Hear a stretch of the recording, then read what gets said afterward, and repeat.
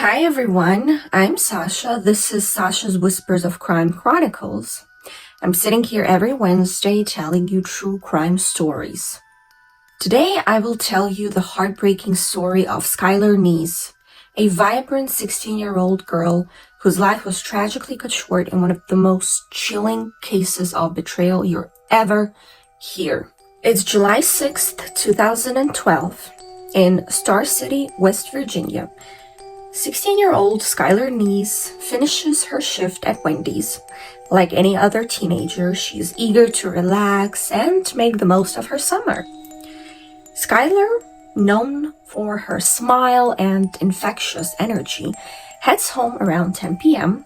and says goodnight to her parents.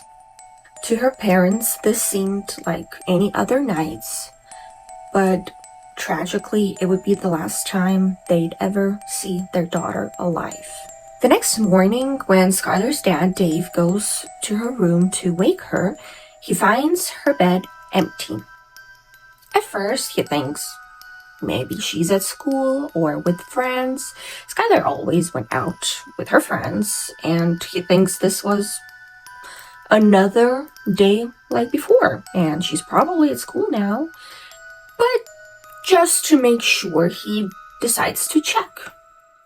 When he checks with her close friends and the school, he realizes something is wrong. Skylar's mom, Mary, panics and calls the police, naturally, as any parent would when they find out that their child hasn't shown up at school and isn't with their friends. They file a missing person report as Skylar was a minor and she was nowhere to be found. Police quickly discover surveillance footage from their apartment complex showing Skylar sneaking out of her window around midnight and getting into a car. Naturally, police have to interview the parents, the school, and Skylar's friends. Now, that's when it gets unsettling.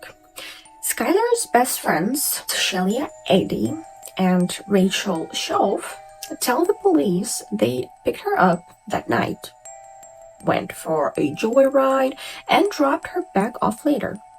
It seemed plausible. They were a tight trio. Inseparable, really. They had grown up together and were known for their strong bond. But as days turned into weeks with no sign of Skylar, suspicion grew. Skylar's parents were devastated, but they refused to give up. They took to social media, posting photos and updates, pleading with the public to help find their daughter, hoping she's alive somewhere. Her disappearance became a community effort. Meanwhile, police dug deeper, and as they did so, the stories didn't add up. They found inconsistencies in Shelia and Rachel's accounts, and each time they were interviewed, the story seemed to change. Why so? If you're not hiding anything, then your story must be always straight, right? Investigation went on, as there was still no sign of Skylar, no leads, nothing. The pressure was mounting, especially on Rachel. Friends and family noticed she was acting differently. She became withdrawn, moody, almost haunted. Then, finally, 6 months after Skylar's disappearance, Rachel cracked. On January 3rd, 2013, in a moment of complete breakdown, she confessed to her mother and then to the police. Through tears and guilt, she revealed a truth that shocked everyone. She and Shelia had killed Skylar. Rachel's confession led investigators to a secluded area across the state line in Pennsylvania, where she and Shelia had hidden Skylar's body. On January 16, 2013, the authorities finally found Skylar's remains, ending the months-long agony for her parents, but opening an entirely new wound of grief and betrayal. As the horrifying details emerged, it became clear that this was no accident. No spur-of-the-moment argument gone wrong. Rachel admitted that the murder had been premeditated. She and Shelia had plotted for weeks, driven by a twisted motivation that remains very hard to comprehend even today. When asked why they did it, Rachel offered, I'm telling you, such a chilling answer. We just didn't want to be friends with her anymore. What? How is this even possible? Why kill?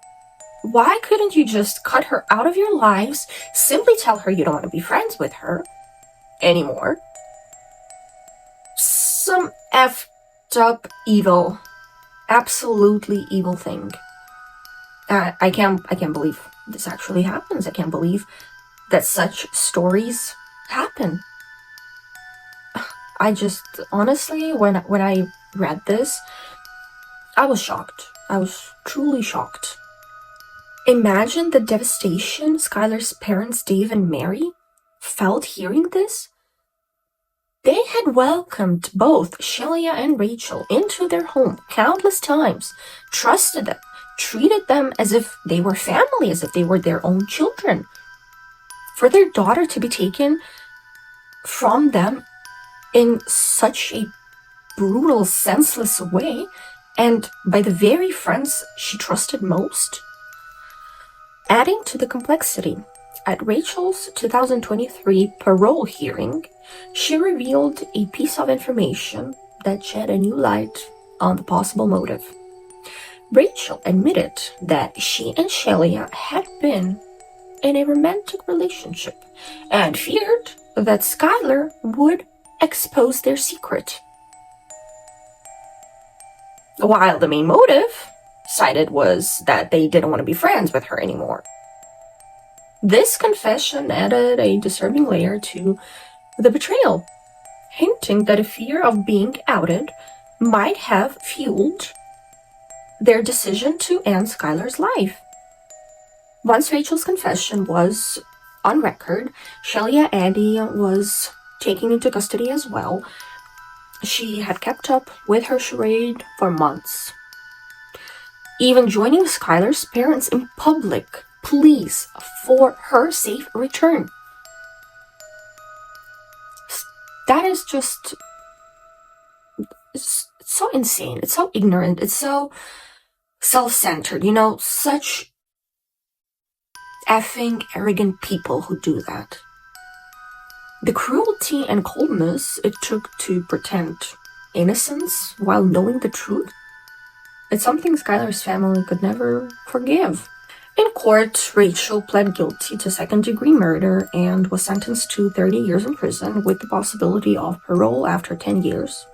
Shelia, however, received a harsher punishment, pleading guilty to first-degree murder and receiving a life sentence with the possibility of parole after 15 years. The courtrooms were filled with raw emotions, with Skylar's parents, friends, and community members seeking some sense of justice, some closure. For Skylar's parents, no sentence could ever be enough. They'd lost their daughter to an act of pure betrayal and evil. And every day without her was a reminder of that unimaginable loss. But they vowed to keep Skylar's memory alive, pushing for legislative changes to better protect other children so no parent would have to endure the horror they faced. And that's the story of Skylar Neese, a story of friendship turned fatal, of betrayal that ran deeper than anyone could have imagined, remembering Skylar's smile, her dreams, and the light she brought into the lives of those who loved her. We're reminded just how fragile trust can be. Thank you for being here with me today. Stay curious, but please stay safe, and I'll see you next week. Bye!